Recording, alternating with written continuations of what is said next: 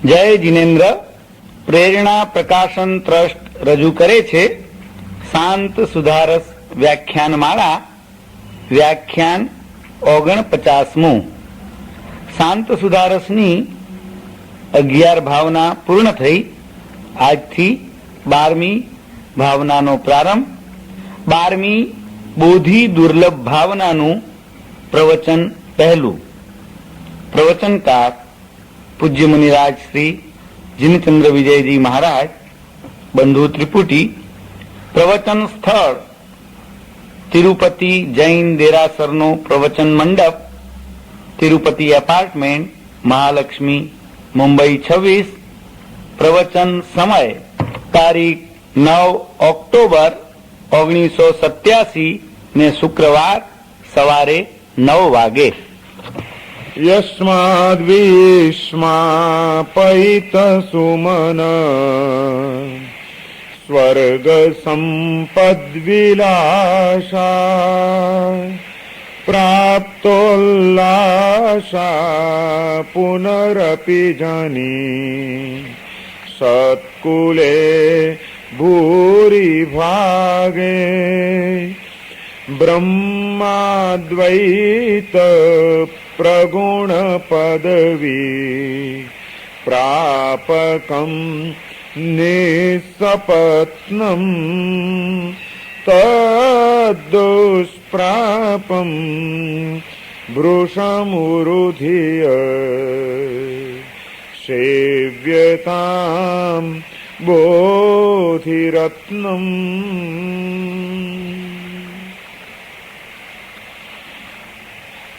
પરમ જ્ઞાની મહોપાધ્યાય વિનય વિજયજી મહારાજ શાંત સુધારસ નામના આ ગ્રંથમાં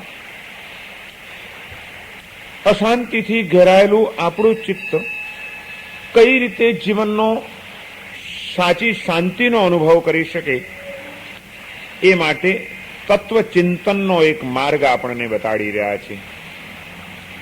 જ્યાં સુધી વ્યક્તિ વિશ્વની વાસ્તવિકતાઓનું દર્શન કરતો અને ચિંતન કરતો ન થાય ત્યાં સુધી એના ચિત્તમાં શાંતિનો અનુભવ થવો અશક્ય વાત છે। અને એ વાસ્તવિકતાનું દર્શન કરવામાં જાતનો પણ વિચાર કરવો પડશે, જગતનો પણ વિચાર કરવો પડશે, અને જાત અને જગતના સંપર્કથી ઉભા થતા સંયોગો, સંબંધો, પરિસ્થિતિઓ એ બધાનો જ ઊંડાણથી જ્યારે આપણે વિચાર કરીશું ત્યારે એક વાસ્તવિક દર્શન આપણને વસ્તુ સ્થિતિનું થઈ શકશે। અને એ વાસ્તવિક દર્શન જ આપણા ચિત્તને કોઈક એવું સમાધાન આપી જશે જે ખરેખર આપણી શાંતિનું કારણ બની જશે। આ માટે એક એક વસ્તુઓ જીવ જે વિશ્વની અંદર જીવન જીવે છે, વિશ્વની અંદર જે જે ઘટનાઓ બને છે, જે જે મનોરથો એના ચિત્તમાં ઉભા થાય છે, જે જે વસ્તુઓ માટે સતત પ્રયત્ન કરતો રહે છે, એ બધી વસ્તુઓનું ક્યાં કોનું કેટલું મૂલ્ય છે એ વસ્તુ અહીં આગળ આ જ્ઞાની પુરુષો આપણને બતાડી રહ્યા છે। અને એમાં એક એક વસ્તુઓનું વિવેચન કર્યા પછી 14 રાજલોકમય આ વિશ્વમાં આ આપણો જીવાત્મા એક નટ રૂપે કેવા કેવા નાટક કરી રહ્યો છે, અને જે કંઈ પણ કરે છે એનું મૂલ્ય અને એનું મહત્વ રંગભૂમિની ઉપર ખેલાતા નાટકોના એક અંક કરતા જરાય વધુ નથી। આ વસ્તુ 11મી લોકસ્થિતિ ભાવનાની અંદર સમજાવીને હવે 12મી ભાવનાનો પ્રારંભ કરે છે વિનય વિજયજી મહારાજ। એ 12મી ભાવનાનું નામ છે બોધિ દુર્લભ ભાવના। બોધિ દુર્લભ વ્યક્તિ જે સંસારમાં જીવન જીવે છે એ સંસારની અંદર એની એક એવી કામના છે કે મને વધુ ને વધુ સુખ મળે, શાંતિ મળે, આનંદ મળે। એ માટે એ સતત પ્રયત્ન કરતો જ રહે છે, કંઈક ને કંઈક, કંઈક ને કંઈક, કંઈક ને કંઈક। અને જે કંઈ પણ મેળવવા માટે પ્રયત્ન કરે છે એને કંઈક એનું મહત્વ સમજાયું હોય છે। જીવને જેનું મહત્વ સમજાય એ મેળવવા માટે કંઈક ને કંઈક સતત પ્રયત્ન કરે। અને એ માટે આપણો આ જીવાત્મા અનાદિકાળથી અનેક વસ્તુઓને મેળવવા માટે સતત દોડધામ મચાવી રહ્યો છે, ગળમથલ કરી રહ્યો છે, અને કંઈક ને કંઈક કદાચ એ પામી પણ રહ્યો છે। પરંતુ આજ સુધી ઘણા પ્રયત્નો કરીને ઘણી ગળમથલોમાંથી પસાર થઈને અને ઘણા ઘણા તત્વો મેળવીને પણ એની અંદરની જે શાંતિની ભૂખ હતી, પરમ સુખની એની જે ઝંખના હતી, એ ઝંખના પૂર્ણ થઈ છે કે કેમ, એક વિચારણીય પ્રશ્ન ઉભો થાય છે જ્યારે આપણા ચિત્તની સામે. ત્યારે અહીં આગળ આ જ્ઞાની પુરુષો આપણને કહે છે કે ભાઈ ઉભા રહો, સતત આ મેળવી લઉં, આ મેળવી લઉં, આ મેળવી લઉં, આ મેળવી લઉં, આ જે તરંગોમાં તમે રાચ્યા કરશો અને એ માટે સતત તમે દોડ્યા કરશો, એટલા માત્રથી કંઈ નહીં વળે.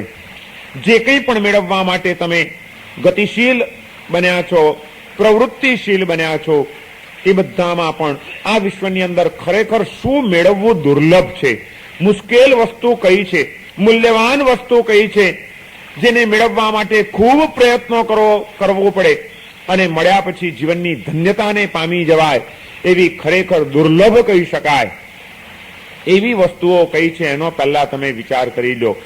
જ્યાં સુધી સુલભ શું છે અને દુર્લભ શું છે એ સમજાશે નહીં અને ખરેખર જે દુર્લભ વસ્તુ છે એનો ખ્યાલ જ્યાં સુધી આવશે નહીં, ત્યાં સુધીના તમારા પ્રયત્નો એ હંમેશા મિથ્યા પ્રયત્નો રહેવાના છે, ઊંધા પ્રયત્નો રહેવાના છે, અધૂરા પ્રયત્નો રહેવાના છે. અને એ ઊંધા પ્રયત્નો તમને સુખને બદલે દુઃખની અનુભૂતિમાં, શાંતિને બદલે અશાંતિની જ્વાળાઓમાં અને જીવનની સ્વસ્થતાને બદલે વ્યાકુળતા અને વિષમતાઓમાં તાણી જનારા જ પુરવાર થવાના છે. પ્રયત્ન જરૂર કરો, મૂલ્ય અને મહત્વ જરૂર આંકો, પરંતુ એ માટેની સાચી સમજણ પ્રાપ્ત કરી લો કે આ વિશ્વની અંદર શું મેળવવું અત્યંત દુર્લભ છે. જે વસ્તુ બહુ ઓછાને મળતી હોય છે, જે વસ્તુ બહુ ઓછી મળતી હોય છે અને જે વસ્તુને મેળવવા માટે ખૂબ પ્રયત્નો કરવા પડે છે, એ વસ્તુ દુર્લભ ગણાય છે, એનું મૂલ્ય વધુ અંકાય છે. ઓછાને મળે, ઓછા પ્રમાણમાં મળે અને ખૂબ પ્રયત્ન પછી મળે, એનું નામ દુર્લભ. જે બધાને મળતું હોય, સહેલાઈથી મળતી હોય, જે ચીજ જોઈએ ત્યારે ને જોઈએ તેટલી મળતી હોય, એની કિંમત પણ બહુ અંકાતી નથી, એ દુર્લભ પણ કહેવાતી નથી અને એ માટે માણસ કંઈ સતત દોડધામ કરતો નથી, કારણ કે એને ખબર છે કે જ્યારે જોઈએ ત્યારે મળશે, જેટલી જોઈએ એટલી મળશે, પછી શા માટે નકામી દોડધામ મચાવી.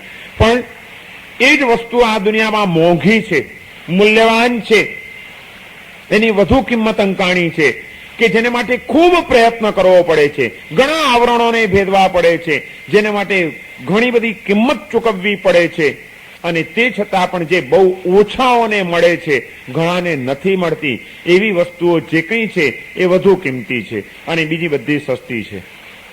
શાકભાજી કેટલા કિંમતી અને હીરા, પન્ના, માણેક, મોતી, એનું મૂલ્ય વધારે, કારણ કે એ બધાને મળી શકતું નથી. એ મેળવવા માટેની કિંમત ચૂકવવાની બધાની ભૂમિકા હોતી નથી. એ મેળવવા માટે પ્રયત્ન બહુ કરવો પડે છે, સહેલાઈથી મળતું નથી. ચાલુ ચીજો ગમે ત્યાં પથરાતો રસ્તે રખડતા પણ મળી જાય, પણ હીરા, એને માટે તો ખાણમાં નીચે ઉતરવું પડે છે, ખાણિયાઓએ મહેનત કરવી પડે છે, એ પથ્થરોને બહાર કાઢીને એને પાસા એને પાડવા પડે છે, પાણીદાર બનાવવા પડે છે અને ત્યાર પછી એની કિંમત અંકાય છે. મેળવવા માટે, એને પ્રાપ્ત કરવા માટે, એને પ્રગટ કરવા માટે ખૂબ પ્રયત્ન કરવો પડે છે, સહેલાઈથી એમ નથી. પથ્થર રસ્તે રજડતો મળી જશે માટે એની કિંમત નથી, એ ઠેબે ચડતા હોય છે. પણ હીરો બને એ માટે તો એને કેટલી બધી મહેનત કરવી પડે છે અને એ પછી એનું કેટલું મૂલ્ય ચૂકવવું પડે છે, ત્યારે એક હીરો તમારા હાથમાં આવી શકે છે. માટે હીરો કિંમતી છે. છીપલા અને શંખલા એ તો કિનારા ઉપર પણ મળી શકે છે, માટે એની જાજી કિંમત નથી. પણ પાણીના પેટાળની અંદર જ્યારે ઘૂસી જાઓ, દરિયાના તળિયે તમે પહોંચી જાઓ, મરજીવા થઈને ડૂબકીઓ મારતા શીખી જાઓ અને એમ કરતા કરતા પણ ખૂબ ગળમથલ કર્યા પછી, ખૂબ ડૂબકીઓ માર્યા પછી ક્યારેક થોડાક મોતી મળે છે. ખૂબ પ્રયત્ન પછી મળે છે, થોડા માણસોને મળે છે અને થોડા પ્રમાણમાં મળે છે, માટે મોતી મૂલ્યવાન છે. શંખલા ઘણાને મળે છે, ઘણા મળે છે અને અલ્પ પ્રયત્ન મળે છે, માટે શંખલા અને છીપલાની કિંમત ઓછી છે. જે વસ્તુને મેળવવા માટે ખૂબ પ્રયત્ન કરવો પડે એ મૂલ્યવાન છે, એ દુર્લભ છે. આ જીવનની અંદર અનંતકાળથી સંસારની અંદર ભટકતો આ જીવાત્મા જે 14 રાજલોકનું દર્શન આપણને કરાવ્યું 11મી ભાવનામાં વિનય વિજયજી મહારાજે, કે આ તીર્છાલોક, એની નીચે 7 અધોલોક, 7 ઉર્ધ્વલોક અને આ 14 રાજલોકમય વિશ્વની અંદર અનંત કાળથી આપણો આત્મા ચક્કર માર્યા જ કરે છે, માર્યા જ કરે છે, માર્યા જ કરે છે, ભટક્યા જ કરે છે.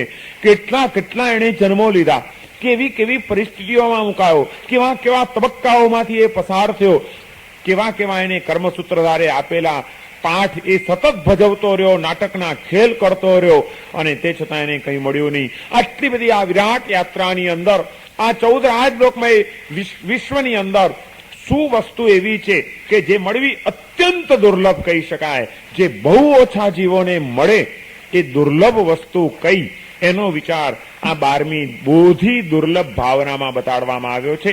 અને એમાં એ વિનય વિજયજી મહારાજ એમ કે છે કે બીજું બધું મળવું સહેલું છે, હીરા માણેક અને મોતી પણ મળવા સહેલા છે, કિંમતી ઝવેરાત મળવું સહેલું છે, સ્નેહાળ સ્વજનો મળવા સહેલા છે, સુંદર કાયા મળવી સહેલી છે, બધું મળી શકે છે કદાચ, પરંતુ આ અનંતકાળની પરિક્રમામાં ભટકતા જીવાત્માને સ્વ સ્વરૂપનો બોધ થવો એ અત્યંત દુર્લભ છે. કારણ કે એને માટે તો મરજીવા થઈને ઊંડાણમાં ડૂબકી મારવી પડે છે. કિનારા ઉપર ખેલતા નાનકડા છોકરાઓની રમત કરતા જીવો ક્યારે પણ બોધિને પ્રાપ્ત નહીં કરી શકે. બોધ પ્રાપ્ત થવો, જ્ઞાન પ્રાપ્ત થવું એ જ મુશ્કેલ છે. અને એટલા માટે એને રત્નની ઉપમા આપવામાં આવી છે કે જ્યારે બોધ પ્રાપ્ત થઈ જાય છે, આત્મજ્ઞાન પ્રાપ્ત થઈ જાય છે, આત્મ સ્વરૂપનો અવબોધ થઈ જાય છે, ત્યારે સમગ્ર જીવન પ્રકાશિત થઈ ગયા વિના રહેતું નથી. આત્મ સ્વરૂપનો બોધ, જ્ઞાન એ જીવનને પ્રકાશિત કરે છે. માટે એને રત્નની ઉપમા આપવામાં આવી છે, બોધિ રત્ન. અહીં આગળ વિનય વિજયજી મહારાજે બોધિ દુર્લભ ભાવનાના પહેલા શ્લોકની અંદર એને રત્નની ઉપમા આપી છે કે સેવ્યતામ બોધિ રત્નમ. બોધિ રત્નની તમે આરાધના કરો, એની તમે સંભાળ લ્યો. એ પ્રાપ્ત થયું ન હોય તો એને પ્રાપ્ત કરવા માટે મરજીવા બનો. કદાચ પ્રાપ્ત થયું હોય તો જોજો આ મોતી, આ રત્ન એ ક્યાંક પાછું હાથમાંથી ચાલ્યું ન જાય, માટે સતત એની સંભાળ લેજો. સેવ્યતામ બોધિ રત્નમ, એને સેવો, એને સંભાળો, એને વિકસાવો.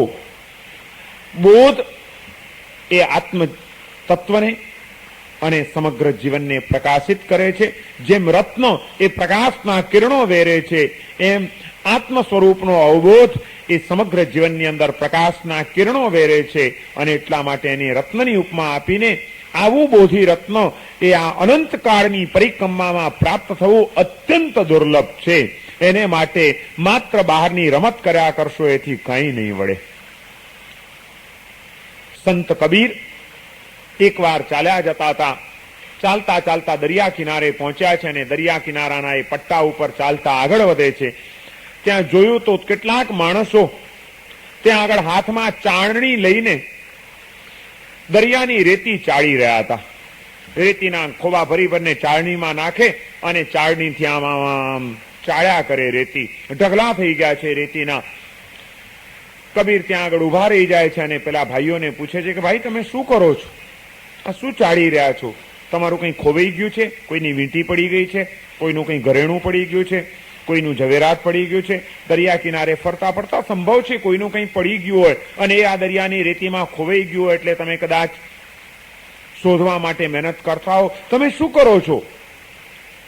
ત્યારે પેલા ભાઈઓ કહે છે કે ના, એવું તો કંઈ નથી, અમારું ખોવાયું તો કંઈ નથી. તો કે તો તમે આ ચાળણીમાં રેતી લઈ લઈને શા માટે ચાળો છો? તો કે અમારે મોતી જોઈએ છે એટલા માટે અમે ચાળીએ છીએ. અને અમે સાંભળ્યું છે કે મોતી સમુદ્રમાંથી મળે છે, સમુદ્રમાં ઉત્પન્ન થાય છે. એ મોતીને મેળવવા માટે સમુદ્રમાં મોતી મળે તો આ પણ સમુદ્રની રેતી છે, એટલે અમે માની લીધું કે અહીં કદાચ મોતી મળી શકે. એટલા માટે આ ચાળણીમાં ચાળી ચાળીને અમે જોઈ રહ્યા છીએ કે ક્યાંય મોતી મળે. વારું, તમે પ્રયત્ન કરો છો, કેટલા મોતી મળ્યા તમને? તો કે હજી સુધી તો મળ્યું નથી. ક્યારના પ્રયત્ન કરો છો? કોઈએ કીધું કે આટલા દિવસથી કરું છું, કોઈએ કીધું આટલા મહિનાથી કરું છું, તો કોઈએ કીધું આટલા વર્ષોથી રોજ આવું છું ને રોજનો કાર્યક્રમ છે મારો. દરિયા કિનારે આવવાનું, સમુદ્રમાંથી મોતી મળે માટે, મોતીને શોધવા માટે બસ આ રેતી ચાળ્યા કરું છું. વર્ષોના વર્ષો પસાર થઈ ગયા અને તે છતાં હજી તમને ન મળ્યું, છતાં તમને કોઈ દિવસ વિચાર ના આવ્યો? તો કે શું સ્વામીજી વાત ખોટી ત્યારે? ના ભાઈ, વાત સાચી. સમુદ્રમાં મોતી મળે એ વાત સાચી, પણ મોતી સમુદ્રના કિનારે ન મળે. કિનારે તો શંખલા અને છીપલા મળે. આખી જિંદગી હજી સુધી તમે રેતી ચાળ્યા જ કરો. તમારા હાથમાં નાના નાના શંખલાઓ અને નાના નાના છીપલાઓ આવશે, મોતી અહીં નહીં મળે. મોતી જોઈતા હોય તો આ કિનારો છોડીને ભર દરિયે જવું પડે, ડૂબકી મારવી પડે, પાણીના સ્તરોને ભેદીને પેટાળમાં પહોંચવું પડે અને મરજીવો બનીને જે અંદર ડૂબકી મારે, બહારના શંખલા અને છીપલાઓની રમત છોડીને, એના રંગબેરંગીએ ચમકતા આકર્ષણો મૂકીને, જાનને હાથમાં જોખમમાં લઈને જે પાણીના પેટાળમાં ડૂબકી મારે, અંદરમાં જાય તો કદાચ ક્યાંક મોતી મળી જાય. મોતી મેળવવા માટે મરજીવા થવું પડે, કિનારે રમત કરવાથી ન ચાલે. વિનય વિજયજી મહારાજ આપણને કહે છે કે જે આનંદની ખોજમાં, જે સુખની શોધમાં, જે શાંતિની કલ્પનામાં આપણો આ જીવાત્મા નીકળી પડ્યો છે, સંસાર સમુદ્રના કિનારા ઉપર એને કિનારે જે કંઈ પણ એને શંખલા અને છીપલા મળે છે એની જે શોધમાં ભટક્યા કરે છે, એ રેતી ચાળ્યા જ કરે છે. કદાચ મને આ પરિવારમાંથી સુખ મળી જાય, કદાચ મને આ સ્નેહાળ સ્વજન થોડુંક સુખ આપી દે, કદાચ મને આ બજારમાંથી સુખના સાધનોમાંથી આનંદની અનુભૂતિ થઈ જાય. સતત બાહ્ય જગતના ભૌતિક પદાર્થો, ભૌતિક સંબંધો, ભૌતિક એષણાઓ અને એ બધામાં કોઈ સ્થાયી સુખની, કોઈ પરમ આનંદની, કોઈ સઘન શાંતિની ખોજ કરવા માટે સતત આપણો જીવાત્મા વલખા મારી રહ્યો છે. એ રેતી ચાળી જ રહ્યો છે. જિંદગીઓ પસાર થઈ ગઈ, યુગોના યુગો વીતી ગયા. કબીર જેવો કોઈ આવીને આપણને પૂછે કે કેટલા વર્ષથી રેતી ચાળો છો, તો આપણો શું જવાબ હોઈ શકે? આ શોધમાં આપણે કેટલા પ્રયત્નો કર્યા, કેટલી જિંદગીઓ પસાર કરી, અને આ જિંદગીનો પણ વિચાર કરીએ તો કેટલા વર્ષો આને માટે આપણે બરબાદ કરી નાખ્યા. આજે આટલા બધા પ્રયત્નો પછી, આટલી ગળમથલો પછી, આટલા ગમસાણ પછી શું મળ્યું આપણને? કેટલી સઘન શાંતિનો અનુભવ આપણે કરી શક્યા છીએ? કારણ આપણને નહીં મળે. જે આપણને જોઈએ છે એ માટે મરજીવા થવાની જરૂર હતી, ડૂબકી મારવાની જરૂર હતી. આપણે તો કિનારે જ છબછબિયા કરતા રહ્યા, અને જે કિનારે છબછબિયા કરે છે ક્યારે પણ મરજીવો નથી બની શકતો, એ મોતી નથી મેળવી શકતો. એને કાંકરા મળશે, શંખલા મળશે, છીપલા મળશે અને ચમકતી રેતી મળશે, રત્નો નહીં મળે. રત્નો તો સમુદ્રના પેટાળમાં પડ્યા છે અને એ માટે અંદરમાં ડૂબકી મારવી પડશે. વિનય વિજયજી મહારાજ કહે છે આ સંસારની અંદર બધું મળવું સહેલું છે, પણ બહિર્જગતમાંથી, બહારના જગતના સ્તર ઉપરથી તમે જ્યારે આંતર જગતની અંદર ડૂબકી મારો છો, મરજીમાં બનીને અંદરમાં ઉતરવાનો જ્યારે પ્રયત્ન અને પુરુષાર્થ કરો છો, તો કદાચ ત્યાં તમને રત્નો મળી જાય. બોધી રત્ન અત્યંત દુર્લભ છે, સહેલાઈથી મળે એવું નથી. એ માટે અંદરમાં ડૂબકી મારવી પડશે. પણ અંદરમાં ડૂબકી કોણ મારે? જેને ખબર હોય કે આ અંદરમાં કંઈક મોતી મળે એમ છે, અને એ મેળવવાની જેને ઝંખના હોય, સમજણ હોય અને ઝંખના હોય, એ જ અંદરમાં ડૂબકી મારવાનો પ્રયત્ન અને પુરુષાર્થ કરે. અને આવી સમજણ, આવી ઝંખના અને આવા પ્રયત્નો ક્યાં આગળ શક્ય બને? જ્યાં શક્ય બને એમ હોય ત્યાં જ આત્મ સ્વરૂપનો બોધ થઈ શકે છે, ત્યાં જ બોધિ રત્નની પ્રાપ્તિ થઈ શકે છે. અને એ માટેના જે બાહ્ય અનુકૂળ સંયોગો છે એ પણ કેટલા બધા મુશ્કેલ છે, એનો વિચાર આ 12મી ભાવનામાં કરવાનો છે. 12મી ભાવનાની અંદર જીવની આખી વિકાસ યાત્રાનો એક નકશો આપણને વિનય વિજયજી મહારાજ બતાડી રહ્યા છે હવે, કે આત્મ સ્વરૂપના બોધ સુધી પહોંચવા માટે જીવે વિકાસના કેટલા તબક્કાઓ એક પછી એક પસાર કરવા પડે છે અને ત્યારે બોધિની પ્રાપ્તિ થઈ શકે છે. જો આ જીવનો આદ્ય બિંદુ તપાસવા જઈશું તો દરેક સંસારી કોઈ પણ જીવાત્મા અનંતકાળથી સતત આ સંસારની અંદર એક એવી અવસ્થામાં જીવન જીવ્યો છે કે જ્યાં આગળ એની ચેતનાનું લગભગ અવસ્થા મૂર્છિત પ્રાય છે. માત્ર એનું અસ્તિત્વ છે, એની ચેતના મૂર્છિત પડેલી છે, જેને જૈન પરિભાષાની અંદર સૂક્ષ્મ નિગોધ કહેવામાં આવે છે. ઊંડી ખીણમાં આપણો આત્મા પડ્યો છે. જ્યાં સુધી ખીણમાંથી બહાર ના આવે અને બહારના ફલક ઉપર એને જ્યાં સુધી વિકાસના તમામ તત્વો અને આલંબનો પ્રાપ્ત ન થાય ત્યાં સુધી તો એની કોઈ શક્યતા નથી. પણ અનંતો કાળ તમારા અમારા આપણા સૌના જીવાત્માએ સૂક્ષ્મ નિગોદની અંદર કે જ્યાં આગળ એક સૂક્ષ્મ અંશમાં પણ અનંત જીવો રહેલા છે. માત્ર અસ્તિત્વ છે એનું, બાકી કંઈ જ નથી. એની ચેતના બિલકુલ અવિકસિત અવ્યવહાર રાશિ એને આપણે ત્યાં કહેવામાં આવે છે. જ્યાં આગળ દુનિયાનો કોઈ વ્યવહાર કામ લાગતો નથી, જ્યાં આગળ કોઈ આલંબનો એને મળી શકતા નથી, જ્યાં આગળ સાક્ષાત તીર્થંકરો પણ એની ઉપર કોઈ ઉપકાર કરી શકતા નથી. એવી તદ્દન મૂર્છિત અવસ્થામાં અવ્યવહાર રાશિની અંદર અનાદિકાળથી આપણો સૌનો જીવાત્મા પડેલો છે અને ત્યાં આગળ માત્ર એની ચેતનાનો ધબકાર છે, બાકી કંઈ જ નથી. કોઈ એને ખ્યાલ નથી. એટલા બધા સૂક્ષ્મ એ જીવનો છે કે જેની માત્ર કલ્પના જ આપણે તો કરી શકીએ, એની કોઈ અનુભૂતિ કે એનું ચર્મચક્ષુથી દર્શન પણ ન થઈ શકે.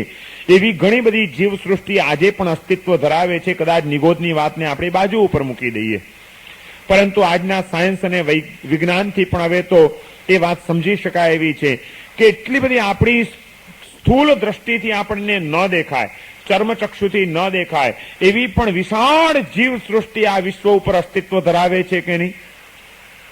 ઘણું જે આપણને આપણી આ આંખોથી ન દેખાય એવું પણ માઇક્રોસ્કોપમાં હવે દેખાવા માંડ્યું છે કે નહીં?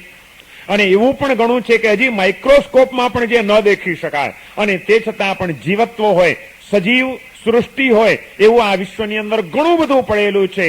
તીર્થંકરોએ સૌથી પહેલી વાત એ કરી કે સૂક્ષ્મ નિગોદની અંદર જ્યાં ચર્મચક્ષુથી જેનું દર્શન પણ ન થાય એવું એક વિશ્વ અસ્તિત્વ ધરાવે છે. અને એ સૂક્ષ્મ નિગોદના વિશ્વની અંદર આપણો જીવ અનાદિકાળથી જન્મ, જીવન અને મરણ, જન્મ્યો અને મર્યો, જન્મ્યો અને મર્યો, એકદમ અલ્પકાળનું જીવન સ્વીકારતો રહ્યો છે.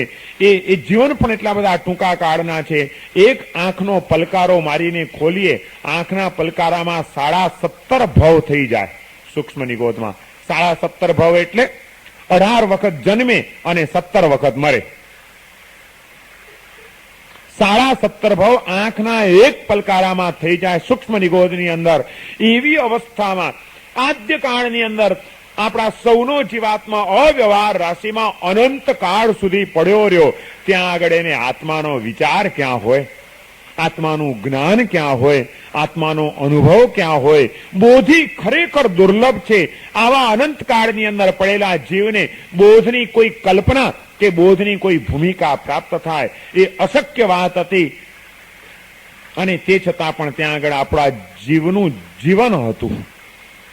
એવા એ સૂક્ષ્મ નિગોદની અંદર અવ્યવહાર રાશિની અંદર જ્યાં આગળ દુનિયાના કોઈ વ્યવહારો કામ નથી કરતા, કોઈ આલંબનો ત્યાં આગળ ઉપયોગમાં નથી આવતા, કોઈ વિકાસનું પગથિયું ત્યાં આગળ પ્રાપ્ત નથી થઈ શકતું, એવા એ જીવનની અંદર અવ્યવહાર રાશિમાં અનંતકાળ પસાર કરીને જન્મ અને મરણ તો છે જ, અકામ નિર્જરા ભલે સ્વેચ્છાએ નહીં પણ એ પણ એક દુઃખ છે. જન્મ એ પણ એક દુઃખ છે અને મૃત્યુ એ પણ એક દુઃખ છે. જન્મનું પણ દુઃખ હોય છે અને મૃત્યુનું પણ દુઃખ હોય છે. એ જીવ જ્યારે એમાંથી પસાર થતો હોય છે ત્યારે એની સંવેદના અને એની અનુભૂતિ હોય છે. દુર્ભાગ્ય છે આપણું કે પછી એ દુઃખોને આપણે ભૂલી જઈએ છીએ. કઈ વ્યક્તિ એવી હશે આ સંસારની અંદર કે જેણે જન્મનું દુઃખ ન માણ્યું હોય? જન્મ એ જો દુઃખનું કારણ ન હોત, જન્મ એ જો દુઃખનો જ એક તબક્કો ન હોત તો ક્યારેય પણ જન્મતી વખતે જીવ રડતો ન હોત. પૂછી આવો કે આપણે જન્મ્યા ત્યારે આપણે રડતા હતા કે હસતા હતા. રુદન એ દુઃખની પ્રતિક્રિયા છે. અંદર દુઃખની જે સંવેદના છે, અનુભૂતિ છે, એ દુઃખની અભિવ્યક્તિ, એનું નામ છે રુદન. અને જન્મ જ્યારે આપણો થયો માતાના કુક્ષીએથી, તે વખતે પણ ભયંકર દુઃખમાંથી જ આપણે પસાર થયા હતા. એ જન્મ એ દુઃખનું કારણ હતું, જન્મ એ દુઃખની ક્રિયા હતી. માટે જન્મતી વખતે માણસ રડે છે. જૈન દર્શને આ પાયાથી વિચાર કર્યો છે. સામાન્યથી આખું જગત મૃત્યુને દુઃખનું કારણ માનતું હોય છે, ત્યારે જૈન દર્શને જન્મને દુઃખનું કારણ માન્યું છે. એણે એમ કીધું કે મૃત્યુ એ તો સજા છે. તમે જન્મનો ગુનો કર્યો એટલે મૃત્યુની સજા તમારી નક્કી થઈ ગઈ. સાચો જૈન ક્યારેય પણ મૃત્યુથી ગભરાનારો ન હોય. એને ડર હોય તો જન્મનો હોય. એ સમજતો જ હોય કે જો જન્મનો ગુનો કર્યો તો આ તંત્રની અંદર મૃત્યુની સજા એ જ પડે, નિશ્ચિત થઈ જાય છે. ગુનો કર્યો છે તો સજા ભોગવવાની જ છે. હવે એ સજાથી ગભરાવાનું ન હોય. સજા ન ગમતી હોય ને ભારે પડે એવી લાગતી હોય તો હવે પછી ફરીથી એવી સજા ન ભોગવવી પડે, એ માટે ફરીથી જન્મનો ગુનો ન કરવો પડે એવા તબક્કાએ પહોંચવું જોઈએ. જન્મનો ગુનો કર્યો છે તો મૃત્યુની સજા ભોગવવી જ પડે, એમાં કોઈ ચાલી શકે નહીં. અને જેમ મૃત્યુથી ગભરાય છે માણસ, કારણ કે એને ખબર છે કે આ મૃત્યુ એ દુઃખ રૂપ છે, દુઃખનું કારણ છે, પણ એ જ માનવ ખબર નથી પડતી. અનેક વ્યક્તિઓના જન્મ જોવા છતાં પણ, અને જન્મતી વખતે દરેક જીવને રડતો જોવા છતાં પણ એને આ ખ્યાલ નથી આવતો કે મૃત્યુ એ દુઃખદ છે, જન્મ એ દુઃખદ છે. આવો વિચાર જ આપણને કોઈ દિવસ ના આવ્યો કે જન્મ એ દુઃખનું કારણ છે. જન્મ દુઃખમ જરા દુઃખમ. આગમ ગ્રંથોની અંદર પણ કીધું કે પહેલું દુઃખ જન્મનું દુઃખ છે, પછી જીવનના દુઃખો શરૂ થાય છે. અને દુઃખની જ યાત્રા ચાલતા ચાલતા મૃત્યુ એ દુઃખનું છેલ્લું સ્ટેશન છે. અને ત્યાં આગળ આ જીવનના દુઃખનો અંત આવે છે. વળી પાછા નવા તબક્કામાં જન્મથી તમારો પ્રવેશ થાય છે. જન્મ એ દુઃખનું કારણ છે. 17.5 વખત જન્મ મરણ થાય. 18 વખત જન્મવાનું ને 17 વખત મરવાનું, આ બંને પ્રકારના દુઃખો સહન કરતા કરતા આત્મા ઉપરથી કંઈક કર્મની લઘુતા થાય, કંઈક કર્મનો ભાર હળવો થાય, એની ભવિતવ્યતાનો પરિપાક થાય. ત્યારે અવ્યવહાર રાશિમાંથી, એ સૂક્ષ્મ નિગોદમાંથી આપણો જીવ વ્યવહાર રાશિમાં, કે જ્યાં આગળ હવે ચર્મચક્ષુથી દેખી શકાય એવા જીવનો છે, એવી અવસ્થાઓ છે, એવી બાદર નિગોદની અંદર, કે જે નિગોદ લીલફૂલમાં પણ જીવ છે, એ સજીવ તત્વ છે. એ તીર્થંકરોએ તો હજારો વર્ષ પહેલા કહેલું જ હતું. હવે એનું વિજ્ઞાન પણ આ દેખાતી લીલફૂલની અંદર સજીવતા છે એ સત્યને સ્વીકારતું થઈ ચૂક્યું છે. આ બાદર નિગોદ જે આપણને આંખેથી દેખાય છે કે આ લીલફૂલ લાગેલી છે, એના પણ એક સૂક્ષ્મ ભાગમાં પણ અસંખ્ય જીવો છે. બાદર નિગોદમાંથી નીકળીને વ્યવહાર રાશિમાં, એટલે કે ચર્મચક્ષુથી દેખાય એવી આ દુનિયાની અંદર આપણો જીવ બાદર નિગોદમાં આવે છે. અને ત્યાં પણ અસંખ્ય વખત જન્મ અને જીવન પસાર કરતો કરતો એ તબક્કામાંથી પસાર થાય છે. આ બાદર નિગોદમાં પણ એને કોઈ આત્મ સ્વરૂપના બોધ થવાની શક્યતા નથી. ત્યાં આગળ ક્યાં આત્મનો બોધ થાય? કલ્પના જ શું હોય? કંઈ જ ન હોઈ શકે. અને એ રીતે બાદર નિગોદમાં પણ અનેક જીવનો પસાર કર્યા પછી વળી પાછી એની ચેતનાનો કંઈક વિકાસ થાય છે, કંઈક કર્મનો ભાર હળવો થાય છે. ત્યારે પછી હવે સ્થાવરપણામાં આવે છે, એકેન્દ્રિય જીવનની અંદર, એટલે કે પૃથ્વી, પાણી, વાયુ, વનસ્પતિ, આ બધાની અંદર એને વળી પાછા નવા નવા જન્મ લેતા એની સંસાર યાત્રા આગળ વધે છે. પેલામાંથી બહાર નીકળીને હવે એના કરતા થોડીક વધુ સ્થૂલ દુનિયાની અંદર એ આવ્યો. એ ક્યારેક ભીંડામાં જઈને ભરાયો, એ ક્યારેક કાકડીમાં જઈને અટવાયો. એ અનેક જાતની વનસ્પતિઓમાં પણ એને જન્મ લીધા. જન્મ લઈને સજીવપણે એ કોકના દ્વારા કપાયો, રંધાયો, બફાયો, અને એ દુઃખો સહન કરતા કરતા એ વળી પાછી ક્યારેક એકેન્દ્રિયમાં પણ અનેક તબક્કાઓમાં પસાર થયો. ક્યારેક એ પાણીના જીવ રૂપે આવ્યો, ક્યારેક એ વાયુના જીવ રૂપે આવ્યો, ક્યારેક એ વનસ્પતિમાં બંધાયો, પણ આ બધા એકેન્દ્રિયના જીવન હતા. અને એ એકેન્દ્રિયના જીવન જીવતા જીવતા પણ એમાંથી કંઈક કર્મની હળવાશ થાય, કંઈક કર્મની લઘુતા થાય, ત્યારે એકેન્દ્રિયમાંથી હવે વિકલેન્દ્રિયમાં એટલે બેન્દ્રિય, તેન્દ્રિય, ચૌરેન્દ્રિય આ બધી ગતિઓની અંદર આવે. 5 આપણી ઇન્દ્રિયો, સ્પર્શનેન્દ્રિય, રસનેન્દ્રિય, ગ્રાણ્ય, આંખ નો હોય, કાન નો હોય, નાક નો હોય, એવી પણ ઘણી મોટી જીવ સૃષ્ટિ આ વિશ્વની અંદર પડેલી છે. છતાં જીવત્વ હોય. પાણીને આંખ ખરી, પાણીના જીવોને કાન, નાક, જીવ કઈ જ નહીં, માત્ર એનું અસ્તિત્વ. વનસ્પતિ ઘાસમાં પણ જીવ છે ને વૃક્ષના પાંદડામાં પણ જીવ છે. એ પાંદડાને આંખ, નાક, કાન શું છે? કઈ ઇન્દ્રિયો છે? માત્ર એક સ્પર્શનેન્દ્રિય છે, શરીર છે એને કોઈક પ્રકારનું પણ મળેલું, તો એને કોઈક પ્રકારનું પણ મળેલું. જન્મ લેતા એની સંસાર યાત્રા આગળ વધે છે.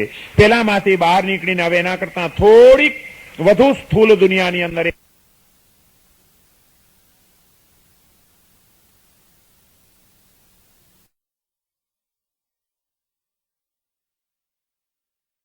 નીકળીને હવે એના કરતા તો જેને એક જ ઇન્દ્રિય મળી છે, માત્ર શરીર છે, એ સ્પર્શનેન્દ્રિય કહેવાય. જેને સ્પર્શનેન્દ્રિયની સાથે જીભ મળેલી હોય એ બેઇન્દ્રિય કહેવાય. એની સાથે જેને નાક પણ મળ્યું હોય એ તેન્દ્રિય કહેવાય. આંખ મળી હોય એ ચૌરેન્દ્રિય કહેવાય. અને આ ચારેયની ઉપરાંત કાન પણ મળ્યા હોય એ પંચેન્દ્રિય કહેવાય. એકેન્દ્રિયમાંથી બેઇન્દ્રિયમાં અનેક વાર જીવ આવ્યો, 2 જ ઇન્દ્રિયો, બાકી કોઈ એની ચેતનાનો વિકાસ નહીં. એ ન કંઈ સાંભળી શકે, એ ન કંઈ જોઈ શકે, એ ન કંઈ બોલી શકે.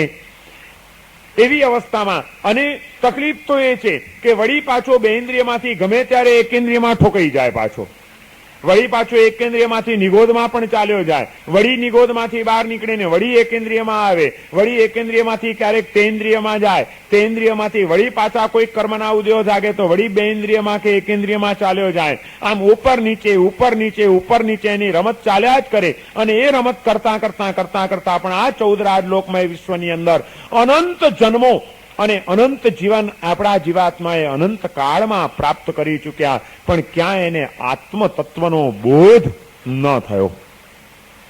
એની આ ભ્રમણ યાત્રા સતત ચાલ્યા જ કરી, ભટકતો જ રહ્યો, ભટકતો જ રહ્યો, ભટકતો જ રહ્યો. ક્યાંય અટકવાનું નામ જ ન લીધું એણે. ભટકવામાં જ એનો કાળ પસાર થયો. ક્યાં એને સૂક્ષ્મ નિગોદમાં તો સવાલ નહોતો, બાદમ નિગોદની અંદર એમાંથી એકેન્દ્રિયની અંદર પૃથ્વી, પાણી, વાયુ, વનસ્પતિ આ બધા જીવનોની અંદર પણ આત્મ સ્વરૂપના બોધને કોઈ અવકાશ નહોતો. એમાંથી બેઇન્દ્રિયમાં આવ્યો હશે, તેઇન્દ્રિયમાં આવ્યો હશે, ચૌરેન્દ્રિયમાં આવ્યો હશે, વળી પાછો ત્યાંથી એકેન્દ્રિયમાં ગયો હશે. જીવના આ વિકાસની યાત્રાનું જો ખરેખર કલ્પના ચિત્ર ઊભું કરવું હોય તો સીધી સાદું તો એક જ છે, સાપસીડીની રમત. સાપસીડીની રમત આવે છે ને, પાસા નાખતા જાય અને જેટલા પાસામાં જે આંકડો આવ્યો એટલા ખાના તમારે ચાલવાના. એ ખાનામાં ક્યાંક તમને એક સીડી પણ મળી જાય તો એકદમ ઝપાટા બંધ ઉપર, પણ ઉપર પહોંચ્યા પછી તમે આગળ ને આગળ ઉપર જ વધો એવો નિયમ ખરો? ક્યાંક વળી પાછું સાપના મોઢા આગળ પહોંચી ગયા તો સીધા પૂંછડે આવીને ઉતરી જવાનું. ઘણી વાર તો એવું બને કે છેક ઉપર પહોંચેલો જો ક્યાંક ઝડપાઈ ગયો સાપના મોઢામાં તો વળી પાછો છેક નીચે આવી જાય ને વળી પાછું નવેસરથી વિકાસની યાત્રા શરૂ કરો. અસલ આપણું જીવન એટલે સાપસીડીની રમત છે. કેટલી વાર એકેન્દ્રિય, બેઇન્દ્રિય, તેઇન્દ્રિય, ચૌરેન્દ્રિય સુધી પહોંચી જાય ને વળી પાછો ક્યાંક કોઈક પાપ કર્મનો ઉદય જાગ્યો એટલે વળી પાછો જા કે ચાલ નિગોદની અંદર ચાલ્યો જા. વળી એ નિગોદમાંથી અકામપણે કર્મની નિર્જરા કરતા કરતા ક્યાંક વળી પાછો એકેન્દ્રિયમાં આવે, વળી બેઇન્દ્રિયમાં આવે, વળી બેઇન્દ્રિયમાંથી નિગોદમાં જાય, વળી પાછો તેઇન્દ્રિયમાં આવે, વળી એમાંથી એકેન્દ્રિયમાં જાય. આમ ઉપર નીચે આગા પાછા, ઉપર નીચે આગા પાછા રમત ચાલ્યા જ કરે, ચાલ્યા જ કરે, ચાલ્યા જ કરે, કોઈ એનો અંત જ નહીં. અને આમાં ક્યાંય પણ બોધની પ્રાપ્તિ થાય, આત્મ સ્વરૂપનો કોઈ ખ્યાલ આવે, સઘન શાંતિનો કોઈ માર્ગ મળે એવો તો કોઈ અવકાશ નથી. કારણ કે એવી કોઈ અનુકૂળતાઓ ત્યાં આગળ પ્રાપ્ત થતી નથી. એટલી બધી અવિકસિત અને અલ્પ વિકસિત આપણી ત્યાં આગળ ચેતના હોય છે. અને એ બધી પરિક્રમા કરતા કરતા કરતા કરતા એ જે કંઈ પણ કર્મોની નિર્જરા કરી, જે કંઈ પણ એને દુઃખો સહન કર્યા, અને એ બધાના કારણે ક્યારેક ચૌરિન્દ્રિયમાંથી મહાન પુણ્યનો ઉદય હોય ત્યારે પંચેન્દ્રિયપણું પામે. પાંચે ઇન્દ્રિયો પરિપૂર્ણ, પણ એ પંચેન્દ્રિયના જીવનની અંદર આવવા માટેનો તબક્કો તો એને પ્રાપ્ત થયો, પણ એ તબક્કો પણ પરિપૂર્ણ રીતે એને પ્રાપ્ત થઈ જાય એવો કોઈ પાછો નિયમ નહીં. પંચેન્દ્રિયમાં પણ અપર્યાપ્ત પંચેન્દ્રિયપણું આવે છે. પર્યાપ્તિ આપણે ત્યાં 6 પ્રકારની પર્યાપ્તિ બતાડેલી છે. શરીર પર્યાપ્તિ, મન પર્યાપ્તિ, ભાષા પર્યાપ્તિ, શ્વાસોશ્વાસ પર્યાપ્તિ. આ બધા તબક્કાઓમાંથી પસાર થાય ત્યારે એનો પરિપૂર્ણ રીતે જન્મ થાય અને પૂર્ણ રીતે બહાર નીકળે. પણ ઘણી વખત તો કોઈક ને કોઈક પર્યાપ્તિઓ અધૂરી રહી જાય. શરીર પૂર્ણપણે વિકસે નહીં, શ્વાસોશ્વાસ ગુંગળાઈ જાય, કંઈક ને કંઈક વાંધા વચકા પડી જાય, ઇન્દ્રિય પર્યાપ્તિ પૂરી ન થાય, ઇન્દ્રિયો પરિપૂર્ણ રીતે વિકસે નહીં, અને અન્ય ગર્ભમાં ને ગર્ભમાં જ એ જીવ પડી જાય, ગળી જાય. આવા પણ ઘણા બધા તબક્કાઓમાં આપણો જીવ પણ અનંતકાળમાં પસાર થતો જ રહ્યો, આગળ વધતો રહ્યો. અને એમાંથી વળી પાછું છેક પંચેન્દ્રિય સુધી આવ્યો હોય પણ પર્યાપ્ત પંચેન્દ્રિય ન થયો, એના અંગોપાંગ પૂરા વિકસ્યા નહીં, એની ઇન્દ્રિયો પૂરી વિકસી નહીં, એનું શરીર પૂરું વિકસ્યું નહીં, એને શ્વાસોશ્વાસ પર્યાપ્તિ પૂરી કરી નહીં, અને એ પહેલા જ અંદર ને અંદર ગર્ભમાં જ ક્યાંક પાછું મૃત્યુ થઈ જાય, અને એ મૃત્યુ પામીને વળી પાછો લાગ આવ્યો તો એક ઇન્દ્રિયમાં ચાલ્યો જાય. વળી પાછી નવેસરથી ચડવાની શરૂઆત કર, 2 ઇન્દ્રિયમાં આવ, 3 ઇન્દ્રિયમાં આવ, 4 ઇન્દ્રિયમાં આવ, એમ કરતા કરતા આ પંચેન્દ્રિય સુધી આવ્યા પછી અપર્યાપ્ત પંચેન્દ્રિય થાય છે. એમાં પણ કદાચ કંઈક પુણ્યનો ઉદય હોય ને પર્યાપ્ત પંચેન્દ્રિયપણું મળી જાય. શરીર પૂરું વિકસે, ઇન્દ્રિયો પૂરી વિકસે, શ્વાસોશ્વાસ બરોબર ચાલે, પર્યાપ્ત પંચેન્દ્રિયપણું મળ્યું. પણ એમાં પણ પાછું 2 પ્રકારના છે. અસંગની પર્યાપ્ત પંચેન્દ્રિયપણું અને સંગની પર્યાપ્ત પંચેન્દ્રિયપણું. સંગની એટલે જેને મન મળ્યું હોય.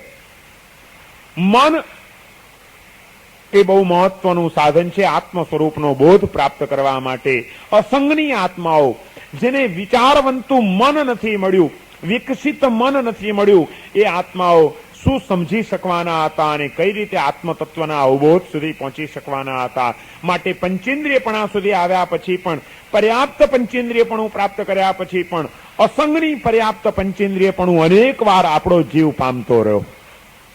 મન જ નહોતું એની પાસે. શું કરવાનું એને?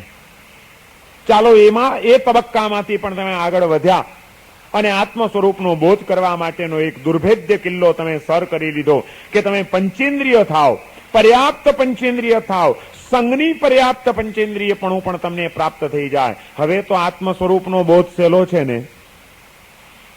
હવે કઈ વાંધો રહ્યો ના? ઉભારો કે છે સંગની પર્યાપ્ત પંચેન્દ્રિયપણું પ્રાપ્ત થાય, એમાં પણ વળી પાછું સંગની પર્યાપ્ત પંચેન્દ્રિય તો દેવો પણ હોય, નારકો પણ હોય, તિર્યંચો પણ હોય. પંચેન્દ્રિય તો તિર્યંચ પણ કહેવાય, ગાય અને ભેંસ પણ પર્યાપ્ત પંચેન્દ્રિય કહેવાય, અને એને પણ મન છે, સુખ દુઃખની સંવેદનાઓ છે, એ સંગની પર્યાપ્ત પંચેન્દ્રિય છે. પણ ગાય અને ભેંસને આત્મ સ્વરૂપનો બોધ થવાની કેટલી શક્યતાઓ? એવા તિર્યંચના ભાવોમાં સંગની પર્યાપ્ત પંચેન્દ્રિયપણું પ્રાપ્ત કર્યા પછી પણ કેટલાય અવતાર આપણે પશુના ખોડિયાઓમાં તિર્યંચ ગતિની અંદર આપણે પ્રાપ્ત કરતા રહ્યા કે જે તિર્યંચ ગતિમાં પરાધીનતાના કારણે આત્મ સ્વરૂપનો અવબોધ થવાની કોઈ શક્યતાઓ નહોતી. જે સંગની પર્યાપ્ત પંચેન્દ્રિયપણું નારક ગતિમાં મળવાના કારણે, દુઃખની પ્રચુરતાના કારણે આત્મતત્વ તરફ લક્ષ્ય જવાની કોઈ શક્યતા નહોતી.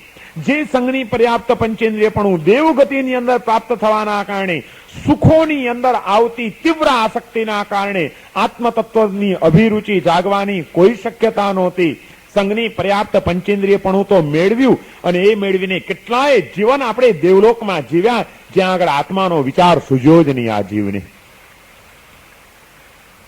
એવા અનેક જીવનો પસાર કર્યા ભયંકર નારકીના એ ગતિઓમાં, જ્યાં આગળ દુઃખની નીચે દબાયેલો એ આત્મા એ ક્યાં વિચારી શકે, એને કોઈ શક્યતા જ નહોતી. સંગની પર્યાપ્ત પંચેન્દ્રિયપણું પ્રાપ્ત કરીને સિંહ અને વાઘના અવતારો લીધા, જંગલી જનાવરના ભાવોમાં ગયા, ગાય અને ભેંસ બનીને ત્રાસ અને ઉપસર્ગો સહન કરતા રહ્યા, મુશ્કેલીઓમાંથી જીવન પસાર કરતા રહ્યા, કૂતરા અને બિલાડા બનીને ઉંદરડાઓ મારવાના ધંધા કરતા રહ્યા. આત્માનો વિચાર એને આવે, સંઘની પર્યાપ્ત પંચેન્દ્રિય સુધી પહોંચ્યા પછી પણ કેટલી દીર્ઘ યાત્રા કરીને અહીં આગળ આવ્યો છે. સૂક્ષ્મ નિગોદમાંથી નીકળ્યો, બાદર નિગોદમાં આવ્યો, બાદર નિગોદમાંથી નીકળીને એકેન્દ્રિયમાં આવ્યો. પૃથ્વી, પાણી, વાયુ, વનસ્પતિ, અગ્નિ આ બધામાંથી જીવનો પસાર કરતો કરતો બેઇન્દ્રિયમાં આવ્યો. માખી મચ્છર થયો, તેન્દ્રિય અને ચૌરેન્દ્રિયના જીવનો પસાર કર્યા. એમાંથી વળી પાછો પાછળ ગયો, વળી આગળ આવ્યો, વળી પાછળ ગયો, વળી આગળ આવ્યો અને એની પરિક્રમા ચાલતા ચાલતા ચાલતા માંડ પંચેન્દ્રિયપણું પામ્યો. એ પંચેન્દ્રિયપણામાં પણ ગર્ભમાં જ કેટલા એના મૃત્યુઓ થઈ જાય છે. એને બદલે એ બરોબર બધી પર્યાપ્તિઓ પૂર્ણ કરતો થયો, એ પર્યાપ્ત પંચેન્દ્રિય થયો. પર્યાપ્ત પંચેન્દ્રિય થયા પછી પણ મન વગરનો હોત તો કોઈ અર્થ નહોતો. સંઘની પર્યાપ્ત પંચેન્દ્રિય થયો. જેને મન નથી મળ્યું એવા પણ પંચેન્દ્રિય જીવો હોઈ શકે છે, સમૃચ્છિમ મનુષ્યો પણ હોઈ શકે છે. એને બદલે સંઘની પર્યાપ્ત પંચેન્દ્રિય થયા અને એ સંઘની પર્યાપ્ત પંચેન્દ્રિય થયા પછી પણ આત્મ સ્વરૂપનો બોધ હજી તો ક્યાં છે? આ તો એક છેક પેટાળમાં ડૂબકી મારવી પડશે. હજી તો મરજીવા બનવાનું ઘણું બાકી છે. હજી તો આપણે કિનારે રમી રહ્યા છીએ. કારણ કે અહીં સુધી આવ્યા પછી પણ દેવગતિ, નરક ગતિ અને તિર્યંચ ગતિમાં જ જીવ અથડાતો રહ્યો, કૂટાતો રહ્યો. એમાં ક્યાં એને આત્મ સ્વરૂપનો બોધ થાય?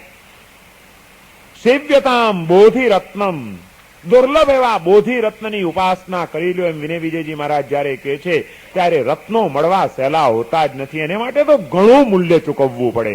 હજી તો ઘણું મૂલ્ય ચૂકવવાનું બાકી છે. હવે ચાલો આમાંથી પણ તમે બહાર નીકળી ગયા. તિર્યંચ ગતિ, દેવગતિ અને નરક ગતિમાંથી પણ બહાર આવ્યા. મનુષ્ય ગતિ કદાચ પ્રાપ્ત થઈ જાય પછી તો હવે બોધ ના, હજી વાર છે.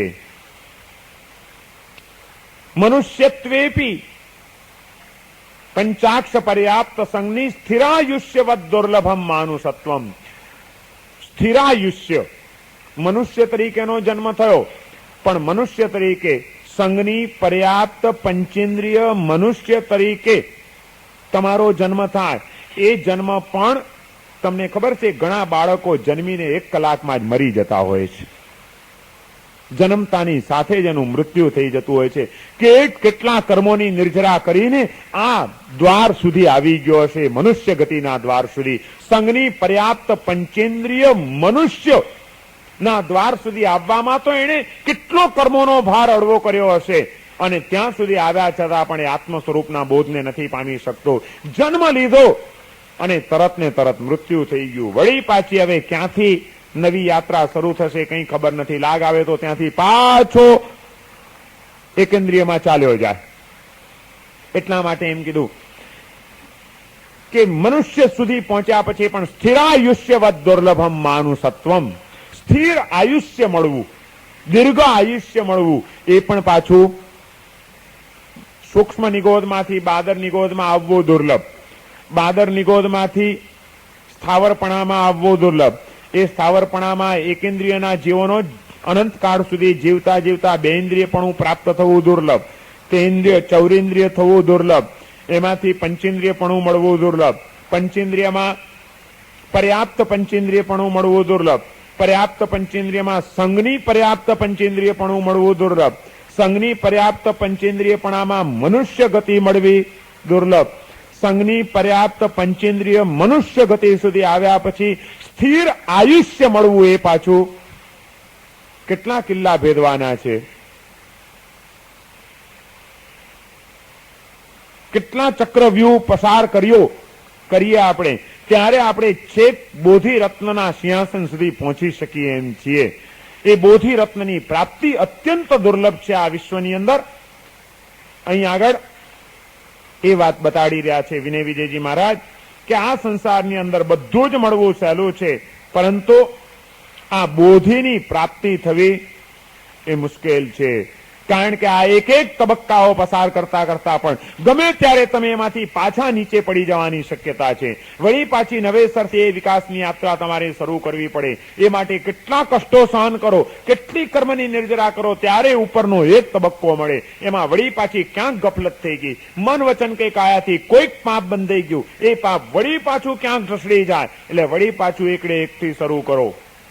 આમ સતત અનંત કાળથી આપણો જીવાત્મા અથડાતો જ રહ્યો છે. ફૂટબોલ જેવી એની હાલત થઈ ગઈ છે. ઘડીકમાં અહીંથી અહીં ઠોકાઈ જાય, ઘડીકમાં ત્યાંથી ત્યાં ઠોકાઈ જાય. જ્યાં ક્યાં કોણ એને કેવી લાત મારશે. ફૂટબોલમાં શું હોય? લાતમ લાત જ હોય ને. આ સંસારની અંદર આપણી હાલત આ ફૂટબોલ જેવી થઈ છે. ક્યાં ક્યારે લાત લાગે આપણને, અને એ લાત આપણને ક્યાં ઠોકી જાય, ક્યાં લઈ જાય એનો કોઈ ભરોસો નહીં. ત્યાંથી વળી પાછા ઠેકાણે આવતા આવતા તો દમ નીકળી જાય તમારો. અને એમ કરતા કરતા કરતા કરતા છેક અહીં સુધી આવવાનું છે. ત્રસત્વેપી પંચાક્ષ પર્યાપ્ત સંજ્ઞી. ત્રસપણું મળ્યું, એમાં પાંચે ઇન્દ્રિયો પરિપૂર્ણ મળવી દુર્લભ. પાંચે ઇન્દ્રિયો પરિપૂર્ણ મળે તો ત્રસત્વેપી પંચાક્ષ પર્યાપ્ત, પર્યાપ્તિઓ પ્રાપ્ત થવી દુર્લભ. પછી સંજ્ઞીપણું મળવું દુર્લભ, અને સંજ્ઞીપણું મળ્યા પછી મનુષ્ય ગતિ મળવી દુર્લભ. મનુષ્ય ગતિ મળ્યા પછી સ્થિર આયુષ્ય મળવું દુર્લભ. કે મનુષ્ય તરીકે સંજ્ઞી પર્યાપ્ત પંચેન્દ્રિય મનુષ્ય તરીકે તમારો જન્મ થાય. માતાના ગર્ભમાં આવ્યા ત્યાં સુધી તો હજી ઠીક છે, પણ પાછો સહી સલામત તમારો ગર્ભ થાય એ પણ દુર્લભ છે.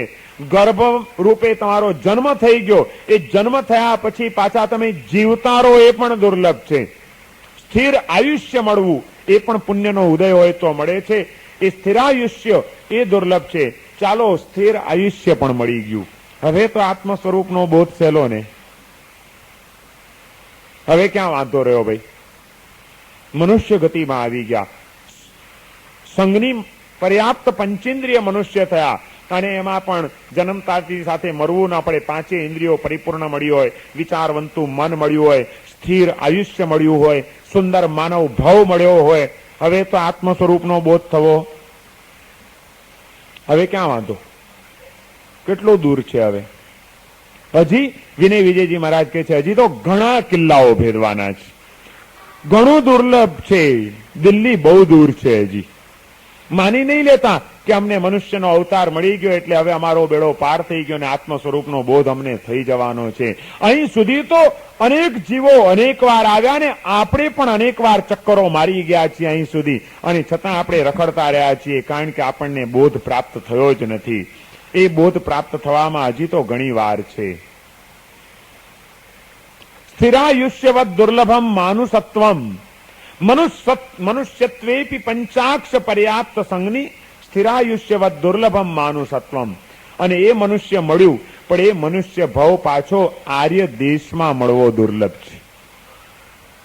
મનુષ્ય તો થયા ક્યાંક અનાર્ય દેશની અંદર, કોઈક અનાર્ય માતાની કુક્ષીએ મનુષ્ય સંજ્ઞી પર્યાપ્ત પંચેન્દ્રિય મનુષ્ય તરીકે જન્મ થયો તો ત્યાં આત્માનો વિચાર હોત કે સવારના પોરમાં આદિવાસી માની પેટે જંગલમાં જન્મેલા તીર કામઠા લઈને ક્યાં પંખી પાળવા ને ક્યાં વાઘસિંહને મારવા એનો વિચાર હોત. સસલા માર્યા કરતા હોત, પંખી પાળ્યા કરતા હોત, પંચેન્દ્રિય જીવોની હત્યા કર્યા કરતા હોત, અને મળેલા મનનો ઉપયોગ કેવી રીતે કોઈકને ફસાવા એમાં જિંદગી પૂરી કરીને વળી પાછા ક્યાંક એકેન્દ્રિય બેન્દ્રિયમાં કે નિગોદના અવતારોમાં ચાલ્યા જવાના શ્રી ગણેશ માંડી ચૂક્યા હોત, એવું મનુષ્ય જીવન આપણા માટે ભયંકર નુકસાનકારક બની ગયા વિના રહ્યું ન હોત. મનુષ્ય જીવન પ્રાપ્ત થવું એટલે શું આત્મ સ્વરૂપનો બોધ થઈ જાય છે? જરાય નહીં. આર્ય દેશ સ્પૃશામ અપી શુકુલ જન્મનામ દુર્લભા વિવિધિશા ધર્મ તત્વે. વિનય વિજયજી મહારાજ હવે આગળની એક એક વાતો બતાડે છે કે એક તો મનુષ્યપણું જ દુર્લભ છે. મનુષ્યપણું એમને એમ મળતું નથી. એક અનંત કાળની આ યાત્રામાં ક્યારેક જ આ મનુષ્ય જીવન મળે, અને એક વાર મળેલું જે ચાલ્યું ગયું પાછું જો ગુમાવી દીધું તો વળી પાછું ક્યારે મળે? એટલા માટે વિનય વિજયજી મહારાજ આપણને એક પ્રેરણા કરે છે કે બુદ્ધ્યતામ બોધિ અતિ દુર્લભા. જાગો, એ આપણને જગાડે છે વિનય વિજયજી મહારાજ કે જાગૃત બની જાઓ, સજાગ બની જાઓ. બુદ્ધતામ બુદ્ધતામ, બોધિ અતિ દુર્લભા. બોધિ અત્યંત દુર્લભ છે, કારણ કે એ બોધિની પ્રાપ્તિ મનુષ્ય ભાવ સુધી આવ્યા પહેલા તો થતી જ નથી. મનુષ્ય ભાવ વિના તો વિચાર કરી શકે, મનથી સમજી શકે, આત્માના સ્વરૂપનું જ્ઞાન પ્રાપ્ત કરી શકે, એ પ્રાપ્ત કરેલા જ્ઞાનને અનુભવવા માટે સાધના કરી શકે. આ બધી સમજણની અને સાધનાની શક્યતાઓ સિવાય એકમાત્ર માનવ બીજા કોઈને ઉપલબ્ધ થતી નથી. માટે બોધિરત્નની પ્રાપ્તિ માટે મનુષ્ય તરીકેનો જન્મ પ્રાપ્ત થવો એ અનિવાર્ય છે, અત્યંત જરૂરી છે. પણ એ મનુષ્ય ભાવ સુધી આવ્યા પછી પણ બોધિ સહેલું નથી. ચક્રી ભોજ્યાદિરીવ નર ભવો દુર્લભો ભ્રામ્યતામ ઘોર સંસાર કક્ષે. આ મનુષ્ય ભાવ પણ કેટલો દુર્લભ છે. ઉપમા આપી છે કે એક ચક્રવર્તીના રાજ્યની અંદર એક ભિખારી કંગાલ હાલતમાં જીવતો એકવાર ફરતો ફરતો ચક્રવર્તીની રાજસભામાં પહોંચી જાય છે. રાજસભામાં પહોંચી ગયો, એની કંગાલ હાલત જોઈને ચક્રવર્તીને દયા આવે છે. દયા આવે છે અને એને પૂછે છે કે ભાઈ, હું ચક્રવર્તી રાજા, સટખંડમાં મારું સામ્રાજ્ય, વિશાળ મારી પૃથ્વી, અખૂટ મારો વૈભવ, અને એ બધાની વચ્ચે તું આટલો બધો દરિદ્ર, આટલો બધો દુખી. હું સત્તાધીશ છું, હું શક્તિશાળી છું, તારા તમામ દુઃખો દૂર કરી શકું એમ છું. બોલ, તારે શું જોઈએ? આજે જોઈએ તે માગી લે. તું જે વરદાન માગીશ એ હું તને આપી દઈશ. પેલા ભિખારીએ વિચાર કર્યો કે શું માંગવું. વિચાર કરતા કરતા એને માગ્યું કે રાજન, એક કામ કરો, તમારા 6 ખંડના સામ્રાજ્યમાં રોજ નવા નવા ઘરે મને જમવાનું નોતરું મળતું રહે. આજે આ ઘરે, કાલે બીજા ઘરે, રાંધવાની ને મેળવવાની ને કમાવાની ને કાંઈ કડાકૂટ નહીં, ખટાખટ નહીં. 6 ખંડનું સામ્રાજ્ય, કેટલા શહેરો, કેટલા નગરો, કેટલા ગામડાઓ, કેટલી વિશાળ વસ્તી, અને રોજ એક એક ઘરે વારા ફરતી જમવાનું મળે તો આપણી તો જિંદગી પૂરી થઈ જશે, બધી માથાકૂટ મટી જશે. એણે વરદાન માંગી લીધું કે જમવાનું મને જોઈએ અને એનો શરૂઆત આજના તમારા ઘરથી થાય. પહેલા આજે તમારા ઘરે નોતરું, તમારે ત્યાં જમવું, પછી કાલથી આગળ વધે કામ. રાજાએ તથાસ્તુ કહી દીધું. અને એ ભિખારીનું કુટુંબ પહેલે જ દિવસે ચક્રવર્તીને ત્યાં ભોજન કરવા માટે જાય છે. ચક્રવર્તીને ત્યાં શું કમી ના હોય, એક એક અદ્ભુત વસ્તુઓ એને ભોજન માટે મળે છે. અને એનો જે ચસ્કો લાગી જાય છે, એનો જે ચટકો લાગી જાય છે, મજા આવી ગઈ આને તો. બીજા દિવસે હવે બીજા ઘરોમાં જમવાનું થયું, પણ હવે પહેલે દિવસે ચક્રવર્તીના ટેસ્ટ માણ્યા છે એણે, એ ચસ્કા એને લાગ્યા છે. હવે બીજાની રસોઈ એને ભાવે, પણ શું કરે? એ તો હવે ચક્કર શરૂ થઈ ગયું. રોજ એક પછી એક લાઈનસર એક એક ઘર લેતા જવાનું. પેલો ભિખારી વિચાર કરે છે કે ક્યારે ચક્કર પૂરું થાય 6 ખંડનું, અને ક્યારે પાછું ચક્રવર્તીને ત્યાં મારો વારો જ છે. હવે તો આખો ચક્કર પૂરો કરીને ચક્રવર્તીનો વારો ક્યારે આવે એનો, એ પેલા તો એની જિંદગી પૂરી થઈ જાય. વિનય વિજયજી મહારાજ ઉપમા આપે છે, ચક્રી ભોજ્યાદિ રીવ નર ભવો દુર્લભો ભ્રામ્યતામ ઘોર સંસાર કક્ષે. ઘોર ભયંકર એવા સંસારની અંદર, સંસાર જંગલની અંદર સતત ભટકતા ભટકતા ભટકતા આ જીવને આ મનુષ્ય ભાવ પ્રાપ્ત થવો એ કેટલો દુર્લભ છે. ભિખારીને ચક્રવર્તીને ત્યાં ફરીથી વારો આવવો જેટલો દુર્લભ, કેટલો લાંબો ચક્કર મારે ત્યારે અહીંયા આગળ પહોંચે, એમ કેટલી ગતિઓમાં કેટલા ચક્કર મારે ત્યારે જીવ પાછો આ મનુષ્ય ભાવ સુધી આવી શકે. એટલો બધો દુર્લભ છે આ મનુષ્ય તરીકેનો અવતાર કે જે મનુષ્ય ભાવની અંદર બોધિની પ્રાપ્તિની શક્યતા રહેલી છે. માત્ર એક એવું આ મનુષ્ય ભાવ એ જ દુર્લભ છે. અને એવો આ મળેલો મનુષ્ય ભાવ જો ક્યાંક ગુમાવી ન બેસો, ખોઈ ન બેસો.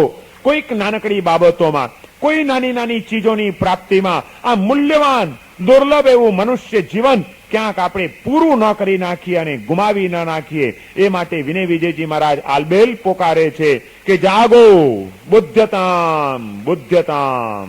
બોધ પામો, જાગૃત થઈ જાઓ. 2 વખત એક જ શબ્દનો પ્રયોગ એમણે આખા ગ્રંથની અંદર કર્યો છે. જબરજસ્ત કવિ હતા, એ મોટા સાહિત્યકાર હતા. એમના એક એક શબ્દ પ્રયોગની પાછળ પણ ચોક્કસ દ્રષ્ટિઓ રહેલી હોય, એની પાછળનું વજન રહેલું છે. અને એ વિનય વિજયજી મહારાજે આ 12મી બોધિ દુર્લભ ભાવનામાં અહીં આગળ વચન આપ્યું છે કે બુદ્ધતામ બુદ્ધતામ બોધિ રતિ દુર્લભા. જેમ ચોકીદાર રાતના અવાજ કરતો હોય એમ અહીં વિનય વિજયજી મહારાજ આપણને ઢંઢોળી રહ્યા છે, જાગૃત કરી રહ્યા છે કે જાગો જાગો, જાગૃત બની જાઓ. કારણ કે તમે એટલા બધા દુર્લભ તબક્કે આવી પહોંચ્યા છો કે આ માનવ જીવન જે ભિખારીને ફરીથી ચક્રવર્તીના ઘરનો વારો આવવો જેમ દુર્લભ છે, એમાં અનંતકાળની અંદર ફરીથી માનવ તરીકેનો અવતાર મળવો અને આ જીવનનો તબક્કો પ્રાપ્ત થવો એ અત્યંત દુર્લભ છે. એવા દુર્લભ તબક્કે તમે પહોંચ્યા છો, માટે હવે જાગૃત રહેજો. આ જીવનની અંદર દુર્લભ વસ્તુ જો કોઈ હોય તો તે બોધિ દુર્લભા, બોધિની દુર્લભતા એને જ વિચારજો. બાકી જો ક્યાંય નાની નાની બાબતોને મેળવવામાં, નાની નાની વાતોને ટકાવવામાં, નાની નાની વાતોની પંચાતોમાં આ મૂલ્યવાન એવા માનવ જીવનને જો વેડફી નાખ્યું તો ફરીથી આ પાછું મળ્યું છે એને જો સાચવતા નહીં આવડે અને એકવાર ગુમાવી દીધું તો વળી પાછું ક્યાં મળે. બીજી પણ એક ઉપમા આપી છે આ જીવનને માટેની આપણા શાસ્ત્રકારોએ. એક કોઈ ગરીબ દરિદ્ર અભાગ્યા માણસને ચિંતામણી રત્ન મળી ગયું. એકવાર કોઈકની કૃપા થઈ ગઈ, કોઈક સાધુ સંન્યાસી મળી ગયા, એની પાસે પારસમણી હતો, ચિંતામણી રત્ન હતું. અને એવું રત્ન એને આ બિચારા અભાગ્યા માણસને જોઈને કહી દીધું કે લે ભાઈ લઈ જા, તારું જીવન ન્યાલ થઈ જશે.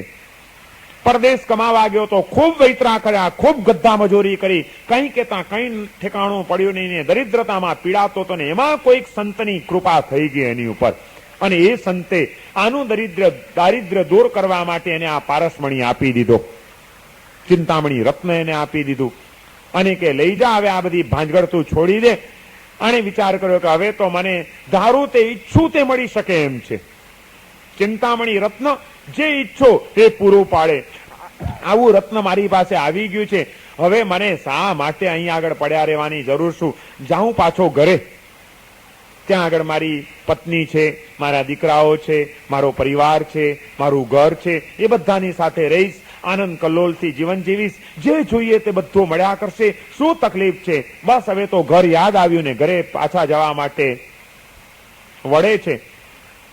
કિનારે આવ્યો, નાવડામાં બેઠો, સમુદ્ર પાર કરીને પોતાના દેશમાં પહોંચવું છે. સમુદ્રમાં બેઠો છે પણ પારસમણી મળ્યાનો તરંગો, એનો આનંદ, એના વિચારો, અને બસ આહા મને તો પારસમણી મળી ગયો, જિંદગીમાં કોઈ દિવસ કઈ જણે જોયું નથી અને આજે આવો ચિંતામણી રત્ન મળ્યું હોય. એટલે થોડીક વાર થાય અને ડબ્બી ખોલે, કેવું રત્ન છે, કેવું મણી છે, આમ જોયા કરે, હાથમાં લઈ લઈને જુએ છે. હોડકું ચાલી રહ્યું છે, ભર સમુદ્રની વચ્ચેથી પસાર થઈ રહ્યું છે અને મોજા ઉછળી રહ્યા છે, વામ વામ ઉછળે છે. મોજાઓ એ નૈયા હાલક ડોલક ઊંચી નીચી થાય છે. એમાં પેલો બેઠો છે, મનના તરંગોમાં આમ કરીશ ને આમ કરીશ ને આમ કરીશ ને, હાથમાં પેલો મણી જોયા કરે છે ને ખુશ થાય છે. અને એમાં એક તબક્કો આવ્યો, હાથમાં હતું એ ચિંતામણી રત્ન, આમ જોઈને હરખાય છે એટલામાં એક જોરદાર તોફાનનું મોજું આવ્યું પાણીનું, અને હોડકી આમ ઉછળી એટલે આમ આંચકો લાગ્યો અને હાથમાં રહેલો પેલું ચિંતામણી રત્ન, એ પારસમણી, એ ઉછાળામાં ઉછળીને પડ્યું ભર દરિયાની અંદર, પેટાળમાં ચાલ્યું ગયું. આખી જિંદગી વૈતરા કરીને, હેરાન થઈને, પરેશાન થઈને, દુઃખોનો ભોગ બનીને જિંદગી બરબાદ કરીને માંડ કોઈક સંતની કૃપા થઈ હતી અને એને ચિંતામણી રત્ન મળ્યું. પણ મળેલા એ ચિંતામણી રત્નને સંભાળતા ના આવડ્યું. હરક પદુડો થયો, તરંગોમાં રાચતો થયો, કલ્પનાઓમાં અટવાયો, જોઈ જોઈને હરખાયો. માંડ મળેલું એ ચિંતામણી રત્નને ભોર દરિયે કે જ્યાં આગળ અંદર પણ ઉતરી ન શકાય, એને એવી ઠેકાણે હોડકામાંથી પાછું રત્ન ચાલ્યું ગયું, દરિયાના પેટાળમાં ક્યાંય ઘૂસી ગયું, હોળી તો સડસડાટ કરતી આગળ વધી ગઈ. હવે એને ચિંતામણી રત્ન ક્યારે મળે પાછું? કેટલું દુર્લભ. વિનય વિજયજી મહારાજ અહીં આગળ એક ઉપમાઓ આપે છે કે જે રીતે સમુદ્રમાં પડી ગયેલું આ રત્ન એ પહેલા તો મળવું દુર્લભ, અને મળ્યા પછી જો એકવાર ગુમાવી દીધો તો એની પુનઃ પ્રાપ્તિ તો અતિ દુર્લભ. એમ આ અનંતકાળની અંદર ભટકતા આ સંસારી જીવાત્માને આત્મ સ્વરૂપનો બોધ થવો દુર્લભ, અને એ બોધ થયાના તબક્કાઓ મળ્યા પછી જો એ જાગ્રત ન રહે અને ગુમાવે તો એની પુનઃ પ્રાપ્તિ તો અતિ દુર્લભ છે.